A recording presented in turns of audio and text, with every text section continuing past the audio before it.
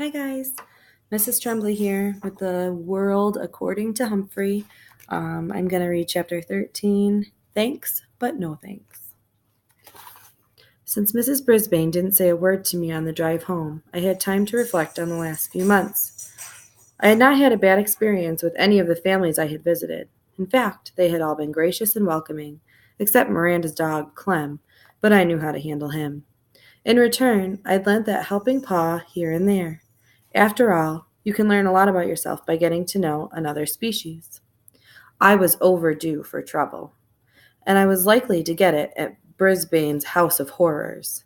That's how I pictured her home, decorated with skeletons and bats and eerie jack-o'-lanterns all year long. I was shivering at the picture I had in my mind when Mrs. Brisbane actually spoke. "Humphrey, I need you like I need a hole in the head," she complained. "The same to you," I squeaked back rudely, knowing she wouldn't understand. "I didn't know what Bert's going to say about you, but whatever it is, it won't be pleasant. Nothing he says is, lately," she continued. "Bert? Who's Bert?" Then I realized it must be her husband, the one who's sick. Well, I was certainly not looking forward to meeting him based on what I'd just heard. "It won't be much of a Thanksgiving," she said, "but we don't have much to be thankful for this year, but I'll try." "Good for you," I squeaked. She almost smiled. "Thanks for the support." The Brisbane house was yellow with white shutters and lots of big trees. Colored leaves covered the front yard. "And on top of everything else, I have to rake," Mrs. Brisbane said through her gritted teeth. Inside, the house was surprisingly cozy. Not a skeleton or bat in sight. Lots of pretty pictures on the walls, and some big yellow flowers in a vase on the table. "Bert, I'm home," Mrs. Brisbane called out. A few seconds later, an old man rolled into the room in a wheelchair. His gray hair was uncombed and stuck out in places it shouldn't. His chin was covered with gray stubble, and he wore very wrinkled tan pajamas. His expression was so sour, he looked as if he'd just drunk a glass of vinegar.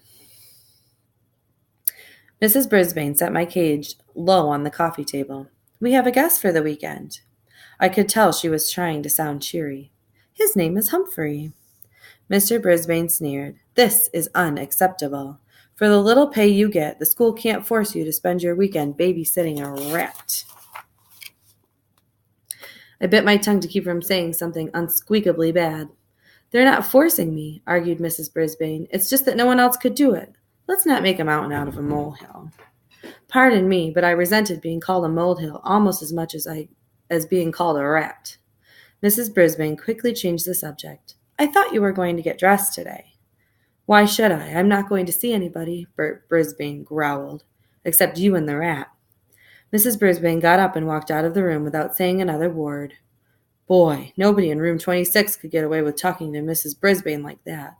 I wish I could send her husband to Principal Morales' office right now. Everything was real quiet around the house for a while. Mrs. Brisbane changed her clothes to jeans and moved the cage to the card table in the corner of the living room. Then she sat down and read The Guide to the Care and Feeding of Hamsters and the chart my classmates kept on me. "Looks like your friends have been taking good care of you," she said. "Very, very, very good," I squeaked. She fed me and gave me clean water, and then she and Mr. Brisbane ate dinner in some other room while they watched TV. They went to bed early. I'll bet they didn't say 2 words to each other. Even Miss Mack talked more at home than they did, and she lived alone. The next morning, Mrs. Brisbane was up very early, and soon the house smelled yummy. I thought maybe I would like this Thanksgiving after all, at least the good smelling and eating parts. What I didn't like about Thanksgiving was Mr. Brisbane. While Mrs. Brisbane was clattering pots and clinking pans and making things smell good, he sat in his wheelchair in the living room and frowned. No, I know a better vocabulary word. Scowled. After a while, he called into the kitchen, "Sue, why don't you stop all that cooking and come sit down for a minute?" Mrs. Brisbane popped her head in the door and said it wouldn't be Thanksgiving without turkey and all the trimmings. Then Mr. Brisbane said he didn't have anything to be thankful for. Mrs. Brisbane went back into the kitchen and banged around some pots and pans again. That sour expression on the old man's face was starting to get to me, so I decided to take a little spin on my wheel. It really got the thing going high speed. I was going so fast I couldn't even see whether Mr. Brisbane was smiling or frowning. Finally, Mrs. Brisbane came in the room to sit down. "Would you look at that, Sue?" her husband asked. "He does that all the time," she said. "Just spinning his wheels like me, stuck in a cage and going nowhere." Mr. Brisbane's voice was so grim I stopped spinning. Phew! I was a little dizzy. "You're wrong, Bert," said Mrs. Brisbane. "Humphrey's not stuck. He goes everywhere. Every weekend he goes to another house. He eats different foods. He gets out of the cage and runs through mazes. He runs and jumps and climbs. You're the one spinning your wheels and going nowhere.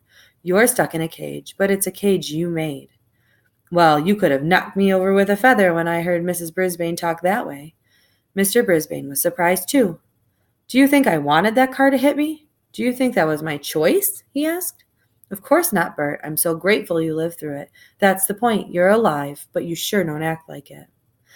With that, Mrs. Brisbane got up and went back into the kitchen. Meanwhile, Mr. Brisbane scowled and frowned and glared at me. Finally, Mrs. Brisbane put the food on the dining room table. I watched them eating their dinner from my vantage point on the table in the living room. They ate, but they didn't say much. "The food is delicious," Mr. Brisbane finally said. That's the nicest thing I'd heard him say so far. "Thank you," Mrs. Brisbane replied. There was silence for a while. Then Mr. Brisbane said, "Just think, last year after Thanksgiving dinner, Jason and I threw the football around the backyard. Now I'm stuck here and Jason is in Tokyo." "Let's call him, Bert," his wife suggested. "It's too early there," he said. "We'll have to call later." Football, Jason, Tokyo. You can learn a lot if you stop spinning and start listening. I listened late that night when they called Jason, who turned out to be their grown-up son who was working in Tokyo, which is far, far, far away. Even farther than Brazil, according to the maps in room 26. Boy, there was more Mrs. Brisbanes than I'd ever dreamed. One was mean to me, one was nice to students, one was a wife, another was a mother, one was a cook, one wore dark pantsuits, the other wore jeans. But which was the real Mrs. Brisbane? That night, as they headed out of the living room and toward the bedroom, I heard Mrs. Brisbane, the wife, say, "I know you think I was being hard on you, Bert, but it really is time for you to think about what you're going to do with the rest of your life." Mr. Brisbane didn't answer. Tip 13. Remember, hamsters are very, very curious.